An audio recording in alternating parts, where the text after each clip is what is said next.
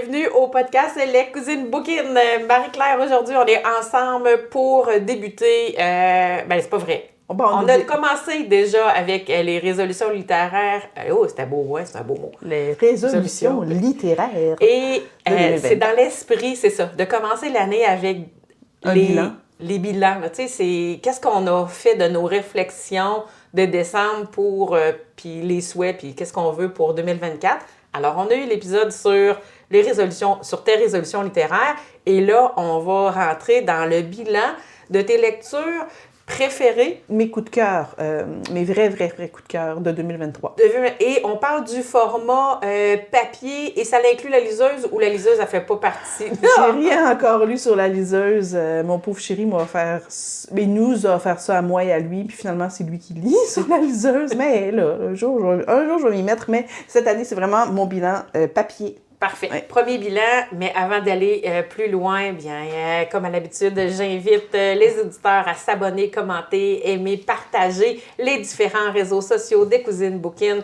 Pour moi, c'est plus individuellement, c'est Lecto Véro, et toi, c'est? La Raton Liseur sur Instagram. Puis là, tu veux-tu glisser ce que tu veux glisser là, ou tu veux attendre après la petite douce musique? Là, Après la musique. Après la musique. Alors, bien, on s'en va vers la musique.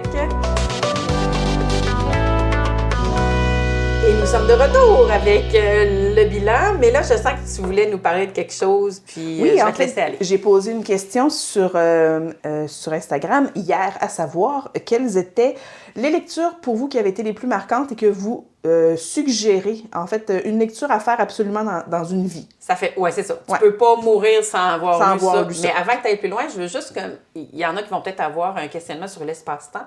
Parce que tu as posé la question hier, ouais, mais l'émission le sera probablement. A été enregistré le lendemain et sera publié en 2024. C'est ça! Dans le futur. Voilà. Donc, sachez, ceux qui ont répondu à la question, vous allez savoir exactement quel jour on a enregistré. C'est ça! Bon, pour les petits détectives. Donc, voilà, on m'a fait quand même des belles suggestions et je dois dire que ce sont des livres que je n'ai pas lus. Donc, c'est encore plus intéressant, je trouve. Oui, c'est le fun parce que c'est ce que je voulais dans le fond. Moi, j'aime ça quand on m'emmène à faire des découvertes littéraires. Alors, on a ici Destination Lecture qui nous propose « Et le vent en parle encore ». Ah, et c'est super intéressant, Marc-Claire, que tu prennes le temps de nommer pas la booktubeuse, mais en tout cas, qui vient l'hiver de... Ah, moi, je cherche tellement ce mot-là. C'est Bookstagram. La bookstagrammeuse. Oui, c'est ça. C'est tellement beau comme mot, hein? C'est tellement... Oui, ça demande de l'articulation. Alors, Le vent en parle encore de Michel Jean. Et puis, je l'ai vu passer souvent, celui-là. Je ne l'ai pas lu, mais sérieux, c'est quelque chose que je pourrais lire. OK. Ouais, je sens que je vais sortir ma boîte de mouchoirs, mais c'est pas grave. J'aime ça des fois, pleurer et avoir de la peine en faisant de la lecture. Bon. Ensuite, on a... pleurer Marie-Claire.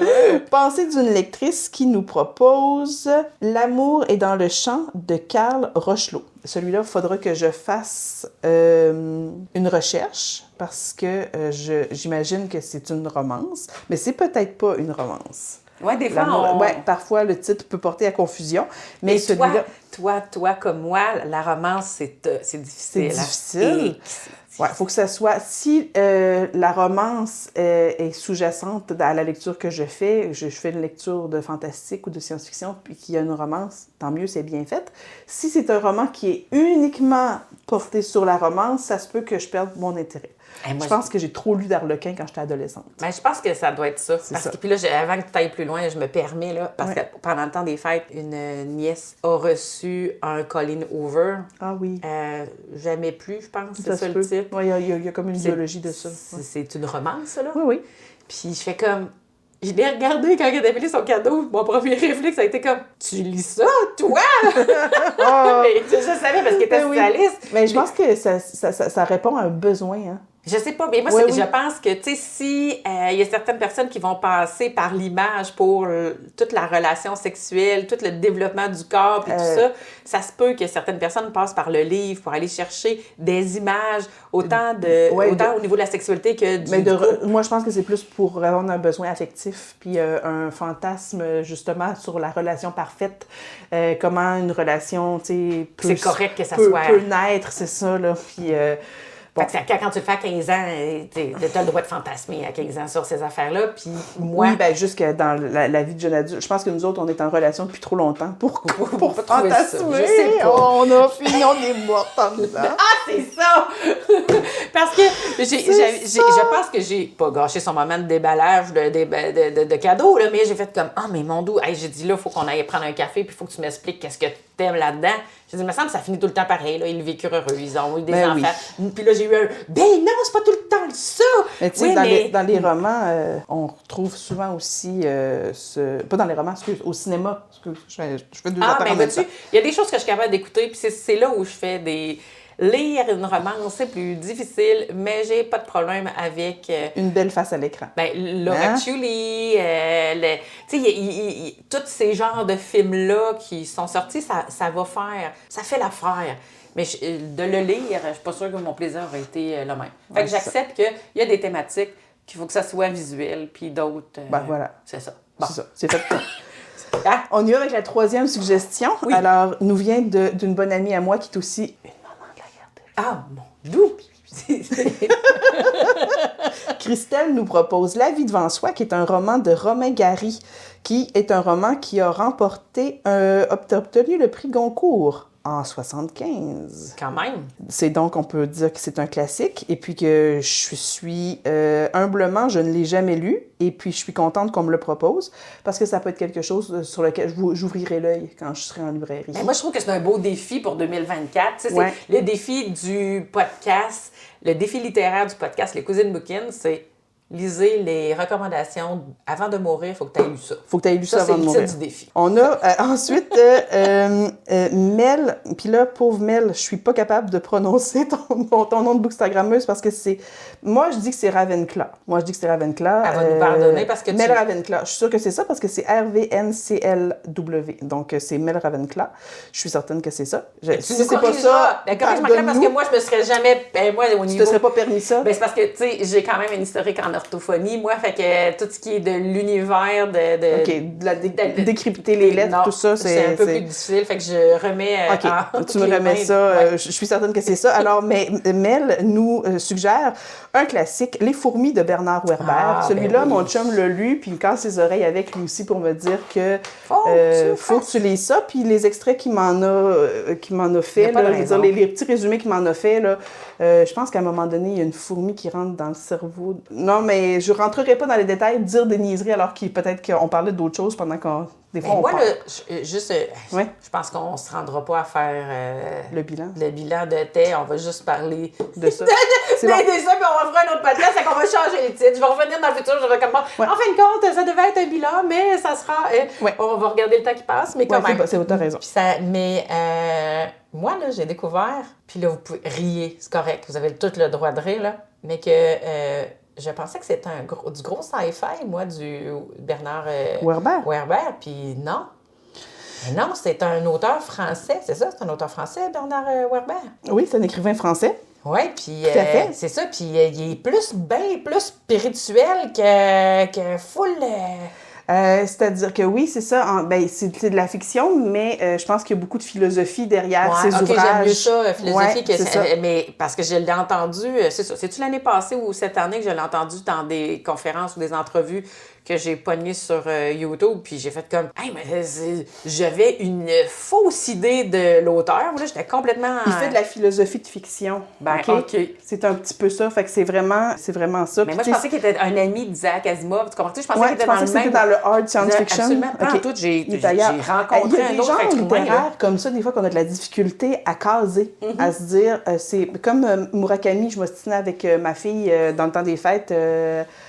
que c'était du fantastique, la science-fiction, tout ça, puis finalement, non, c'est pas ça son genre. On reviendra à Murakami un autre jour, mais tout ça pour dire que... juste me dire qu'est-ce c'est quoi qui a été écrit? Lui, qu'est-ce qu'il a fait? Je vais en parler dans mon... Oui, mais c'est parce que je vais en parler dans mon bilan dans le prochain podcast. On en parlera plus tard. Mais c'est un auteur japonais qui a quand même une grande bibliographie, mais c'est ça. Fait un peu comme Bernard Werber, puis ça peut, des fois, être un peu...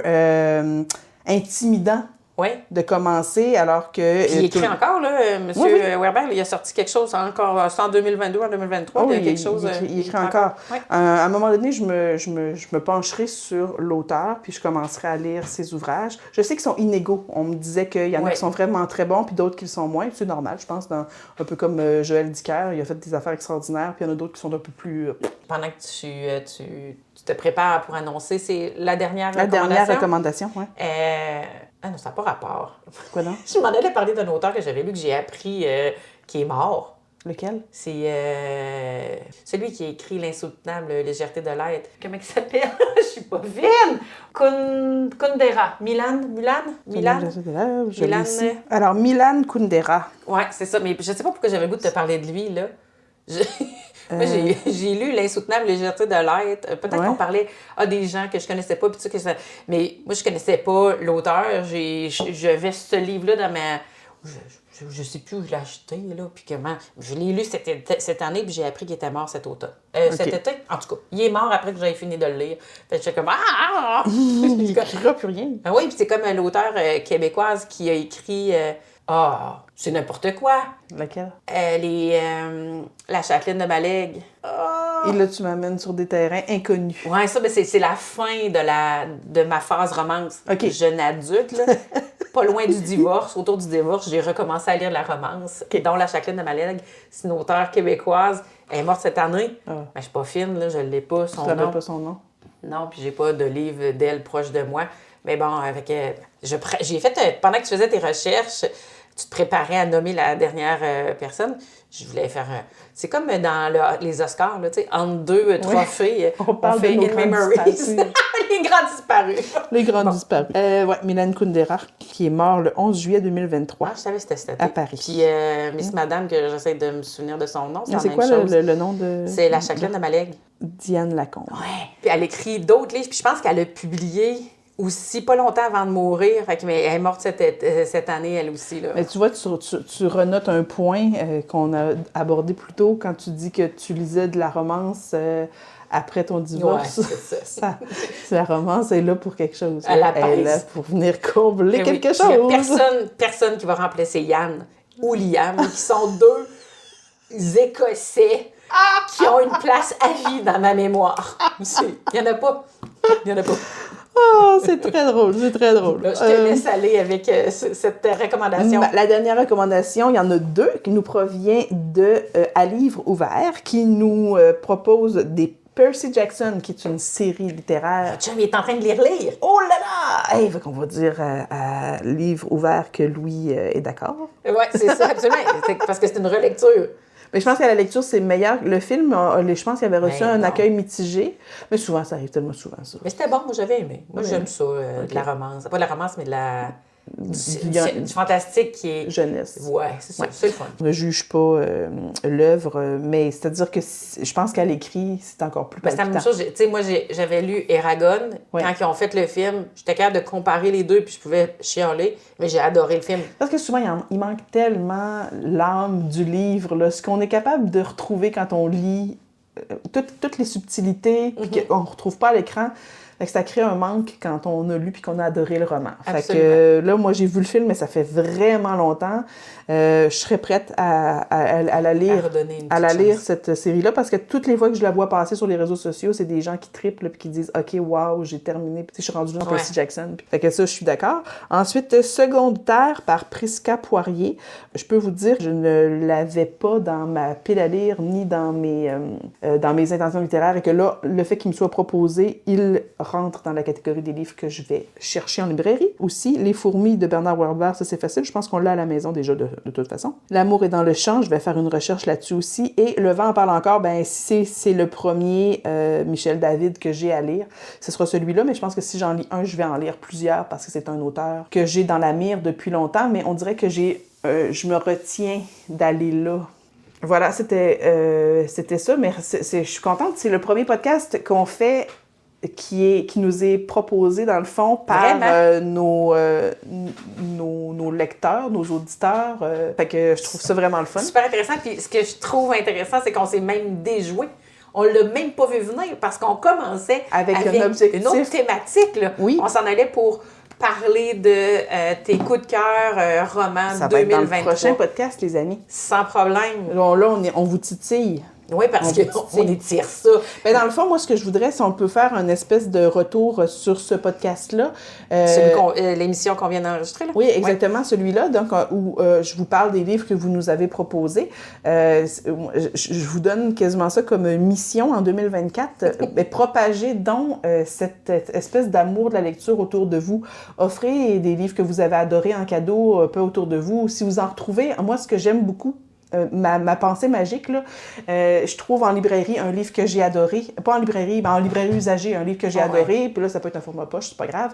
Là, je me dis, je veux tellement répandre la bonne nouvelle puis l'amour de ce livre-là que je vais le porter en boîte à livres. Tu comprends? Fait que parlez-en autour de vous, puis faites vraiment cette espèce de partage, de passion littéraire, que ça peut allumer des flammes. Bon, là, je suis désolée. Toutes sonnes. Oui, toutes sonnes. J'ai pas fermé, j'ai pas pensé avant. Fait que j'espère que le son prendra pas trop d'espace parce que je pourrais pas corriger. C'est les chiens. Oui, puis ici, ben c'est l'électronique. C'est l'électronique qui vous parle. Fait que désolée pour les notifications.